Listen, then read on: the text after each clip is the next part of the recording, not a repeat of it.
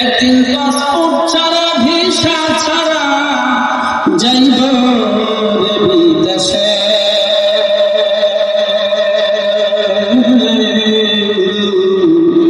সে দেশেতে যাওয়া যায় রে,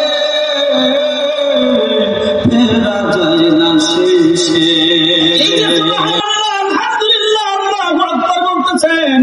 আল্লাহর কোন বান্দা যখন জবান দিয়ে সুবহানাল্লাহ আলহামদুলিল্লাহ আল্লাহু আকবার বলে,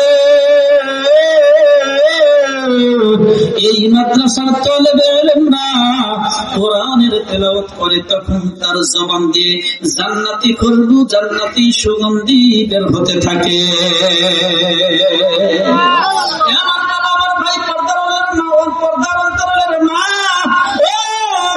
একটু খেয়াল করে শোনেন, জান্নাতি সুগন্ধি এইগুলো তো আমরা দেখতে পারি না, ফেরেশতারা ঠিকই টের পায়, আমার মাওলাই কারীম ঠিকই বুঝতে পারে।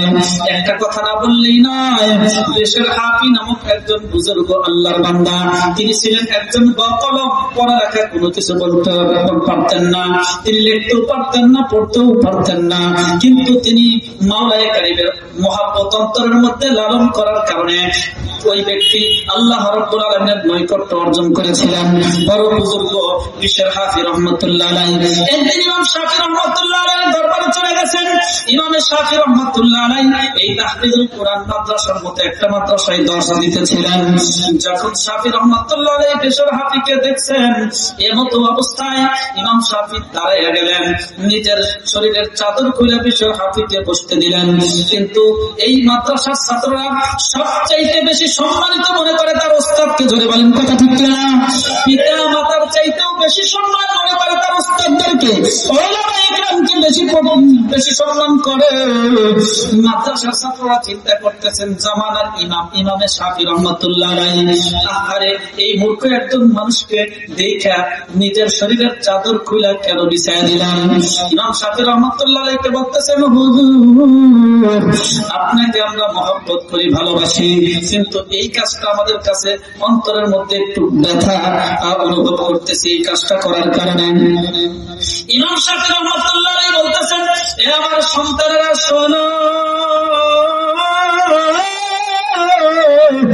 এই আল্লাহর বান্দা, আল্লাহর এই বান্দার মধ্যে যেই গুণ, যেই বৈশিষ্ট্য আছে এইটা তোমরা জানো না, জানে আমার মাওলা, আর আমি কিছুটা জানি। যেরকম সুবহানাল্লাহ।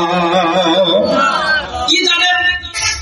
বললেন তাকে পরীক্ষা করো, পরীক্ষা করার জন্য একটা কাগজের মধ্যে কিছু কোরআন আয়াত লিখলেন, কিছু হাদিস লিখলেন, কিছু আরবি প্রবাদ লিখলেন, সংমিশ্রণ ঘটায়া বিশের হাফির কাছে এরকম পড়তেছে আর বলতেছে, বলো কোনটা কোরআনের আয়াত, বলো কোনটা হাদিস, তুমি এত বড় বুজুর্গ হইছো, দেখি তো কোরআন হাদিস তুমি চেনো কিনা। এখন বিশের হাফির সামনে যখন পড়ে, বিশের হাফি পড়তে জানে না, কিন্তু বলে এখন তুমি কোরআন পড়লা। বিশের হাফি পড়তে জানে না, কিছুক্ষণ পরে বলে এখন তুমি হাদিস পড়লা।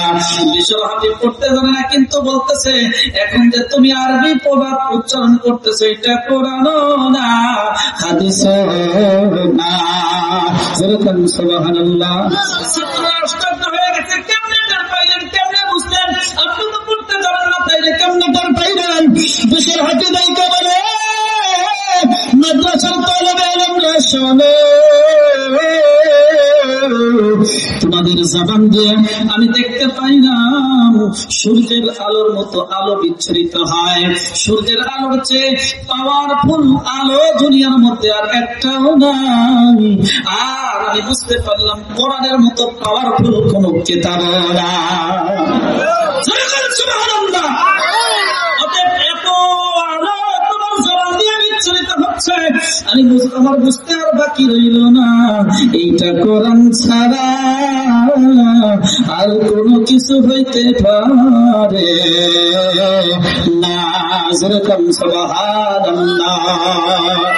আমার বাবা, আমার ভাই, এরপরে বলতেছেন তখন তোমার জবান দিয়ে আমি এই সূর্যের আলো চেয়ে কম, অর্থাৎ চন্দ্রের আলোর মতো আলো বিচ্ছরিত হতে দেখলাম। আমি বুঝতে পারলাম এই কোরআনের পরেই তো হাদিসের স্থান। অতএব তুমি হাদিস পড়তেছো, এই জন্য তোমার জবান দিয়ে এইরকম সুন্দর আলো বিচ্ছরিত হচ্ছে। তুমি একই আয়াত একই আরবি পড়তেছো, কিন্তু তোমার জবান দিয়ে কোন রকম আলো না।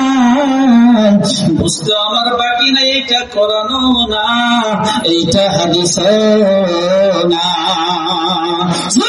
সুবহানাল্লাহ, এইটা সুবহানাল্লাহ, আলহামদুলিল্লাহ, আল্লাহু আকবার উচ্চারণ করতেছেন জবান দিয়ে। জান্নাতি খুশবু বের হয়, জান্নাতি সুগন্ধি বের হচ্ছে। কেউ না দেখলে দেখেন কে? মহব্বতে বলেন দেখেন কে?